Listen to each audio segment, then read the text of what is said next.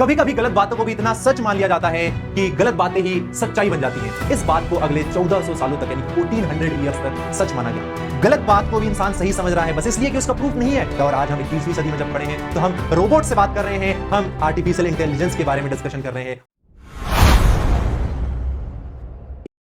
कभी कभी गलत बातों को भी इतना सच मान लिया जाता है कि गलत बातें ही सच्चाई बन जाती हैं। और वो इसलिए नहीं कि गलत बातें गलत हैं, बल्कि इसलिए कि सही बात को प्रूफ करने के लिए कोई सबूत नहीं है। और इसका एक बहुत बड़ा एग्जाम्पल है जियोसेंट्रिक मॉडल। जियोसेंट्रिक मॉडल जो कि टॉलेमी ने दिया था, जिसमें उन्होंने कहा था कि जो हमारी अर्थ है वो सोलर सिस्टम के सेंटर में है और बाकी सारे प्लेनेट हमारी अर्थ के चक्कर लगाते हैं। ये उन्होंने कहा था जियोसेंट्रिक मॉडल में। और इस बात को अगले 1400 सालों तक यानी 1400 ईयर्स तक सच माना गया। और फिर आए निकोलस कोपरनिकस, जिन्होंने टॉलेमी की उस बात को गलत प्रूफ किया। यानी आपने समझा, गलत बात को भी इंसान सही समझ रहा है बस इसलिए कि उसका प्रूफ नहीं है। वो भी 1400 लॉन्ग ईयर, 1400 सालों तक इंसान यही सोचता हुआ आ रहा था कि अर्थ सेंटर में है सोलर सिस्टम के और बाकी सारे प्लैनेट्स उसके अराउंड रिवॉल्व करते हैं। तभी आते हैं निकोलस कोपरनिकस और वो इस मिथ को तोड़ते हैं कि नहीं, ये जो टॉलेमी कह रहे हैं वो गलत है। और इन्होंने अपनी एक नई थ्योरी दी जिसको कहा गया हेलियोसेंट्रिक थ्योरी, जिसको कहा गया हेलियोसेंट्रिक थ्योरी, जहां पर हेलियो का मतलब होता है सन। ग्रीक वर्ड में हेलियो का मतलब होता है, ग्रीक में हेलियो का मतलब होता है सन और सेंट्रिक का मतलब है सेंटर, यानी sun at the centre. Sun at the centre इन्होंने कहा, किसने? निकोलस कोपरनिकस ने। और इन्होंने एक नई थ्योरी दी जिसका नाम हुआ हेलियोसेंट्रिक थ्योरी। और उसके बाद से चीजें बदल गई। देखने को, ब्रह्मांड को देखने का जो नजरिया है वो बदल गया। और उसके बाद जो डिस्कवरियां हुई उनकी तो मतलब क्या ही बात की जाए। बहुत बहुत डिस्कवरी हुई जिन्होंने मानव जाति को, या हम कहें ह्यूमन सिविलाइजेशन को, बहुत ज्यादा आगे पहुंचा दिया। और आज हम 21वीं सदी में जब खड़े हैं तो हम रोबोट से बात कर रहे हैं, हम आर्टिफिशियल इंटेलिजेंस के बारे में डिस्कशन कर रहे हैं। और ये सब उन्हीं छोटी छोटी घटनाओं के लिए की वजह से हुआ जो आज से हजारों साल पहले बीती थी। तो जैसा कि हमको लगता है ना कि हमारा छोटा सा कंट्रीब्यूशन क्या चेंज लाएगा, नहीं, आप इतिहास उठाकर देख लीजिए। किसी भी इंसान का कितना भी छोटा सा कंट्रीब्यूशन क्यों ना हो, वो छोटा छोटा कंट्रीब्यूशन मिलके आज इतना बड़ा हो गया है कि हम 21वीं सदी में ये सारी चीजें देख पा रहे हैं। अगर इन्होंने ये खोज नहीं की होती तो शायद सैटेलाइट एंड ये ऑल नहीं चीजें हो पा रही होती, पॉसिबल नहीं होता। हम कर पाते लेकिन और डिले हो जाते। तो इनका कंट्रीब्यूशन बड़ा ही सराहनीय था, निकोलस कोपरनिकस। चलिए जानते हैं आज इनके बारे में और फिर इनके बाद जो थ्योरी आई उसके बारे में। तो इन्होंने कुछ ऐसा कहा कि जो सन है वो हमारे सोलर सिस्टम के सेंटर में है और जो बाकी प्लेनेट है अलोंग विद द अर्थ वो सन के अराउंड एक सर्कुलर ऑर्बिट में रिवॉल्व करते हैं। यानी ऑल द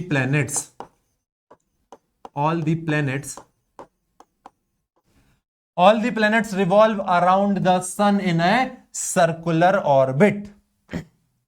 ना कि सिर्फ अर्थ बल्कि सारे प्लैनेट्स के बारे में इन्होंने ये बात कही।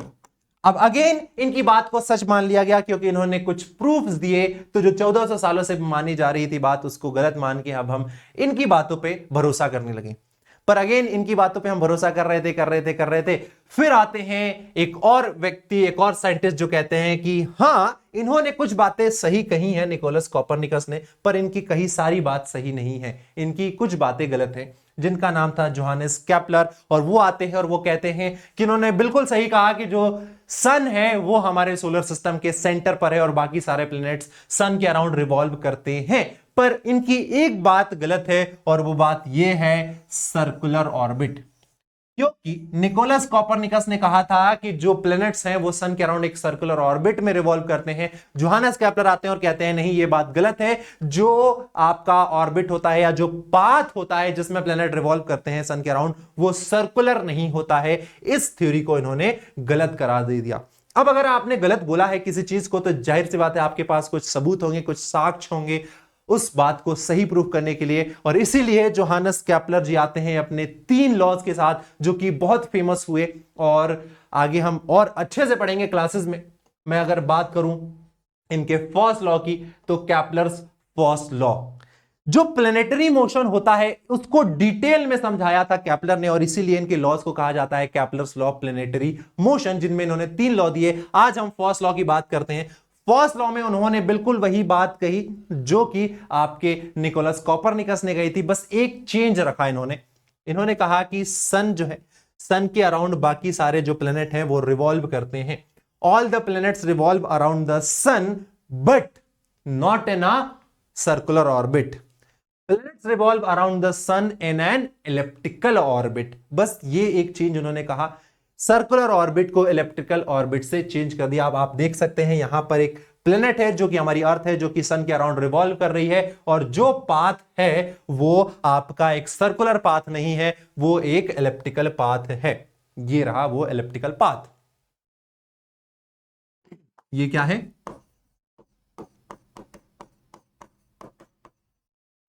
इलिप्टिकल पाथ है, या हम कह सकते हैं इलिप्टिकल ऑर्बिट है, जिसमें हमारे सारे प्लैनेट्स रिवॉल्व करते हैं सन के अराउंड। अब इसके अलावा इन्होंने एक बात और कही, ये मैं इरेज कर देता हूं, और वो एक बात ये थी कि जो सन है, अब आप यहां पर देख सकते हैं इलिप्टिकल पाथ जो है इसका कोई एग्जैक्ट सेंटर दिखाई नहीं दे रहा है, जैसे कि आपको सर्कुलर पाथ का एक सेंटर होता है यहां पर, बट यहां पर तो कोई सेंटर दिखाई नहीं दे रहा है। तो इन्होंने एक और चीज बताई कि जो सन है वो इस इलिप्टिकल पाथ में कहां पर प्रेजेंट है। और आप लोगों ने ये चीज महसूस की होगी कि मौसम बदलते हैं, मौसम बदलते हुए आपने देखा है कि कभी बहुत ज्यादा गर्मी हो जाती है, कभी बहुत ज्यादा ठंडक हो जाती है, बरसात होती है। तो आखिर ये कैसे होता है? तो अगर सर्कुलर पाथ में कोई भी प्लेनेट, हम फिलहाल सन की अर्थ की बात कर रहे हैं क्योंकि हम अर्थ पर रहते हैं, अगर अर्थ सर्कुलर ऑर्बिट में घूम रहा होता सन के अराउंड, तो सारे दिन यानी हर एक दिन पूरे थ्रू आउट द ईयर, यानी साल के हर एक दिन जो सन की रेज हैं वो अर्थ पर एक समान आती। जो अर्थ से दूरी है सन की वो एक समान है, यानी थ्रू आउट द ईयर एक जैसा मौसम होना चाहिए था, पर वैसा नहीं है। मौसम अलग होते हैं, कभी ठंडी कभी गर्मी। तो ये वाला जो पाथ है वो तो नहीं होगा, इतना तो हम सोच सकते हैं कि मौसम बदलते हैं, मतलब जाहिर सी बात है एक जैसी कंडीशंस तो नहीं होती होंगी हमेशा।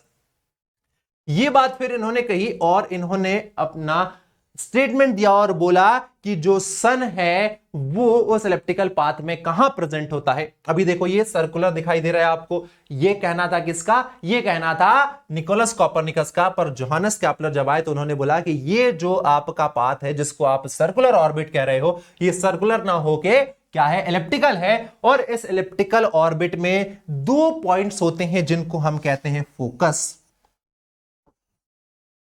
2 पॉइंट्स होते हैं जिनको हम कहते हैं फोकस या फोकी, ये बोलते हैं हम।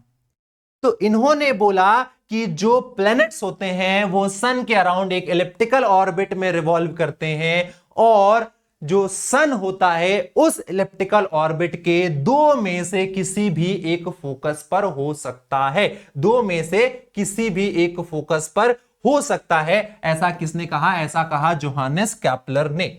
अब यहां पर जब इनका स्टेटमेंट आया तो सारी पिक्चर क्लियर हो गई कि हां भाई बात तो सही कह रहे हैं। जो हमारे माइंड में कंफ्यूजन था कि सन कहां होगा इस इलिप्टिकल ऑर्बिट में, तो इन्होंने बोला कि 2 फोकस होते हैं, 2 में से किसी भी एक फोकस पर वो प्रेजेंट हो सकता है। और इनका स्टेटमेंट क्या था? The orbit of a planet is an ellipse with the sun at one of the foci, या जिसको हम फोकस भी कहते हैं। So this was the first law of Johannes Kepler, which is also known as Kepler's law of planetary motion. I hope आपको समझ में आ गया होगा। अब इसके बाद मैं आपको second law and third law के बारे में भी डिटेल में बताऊंगा। आई होप कि आपको वीडियो समझ में आई होगी। नहीं समझ में आई तो वापस से लूप में देखिए, and like share and subscribe. Bye bye, thank you very much.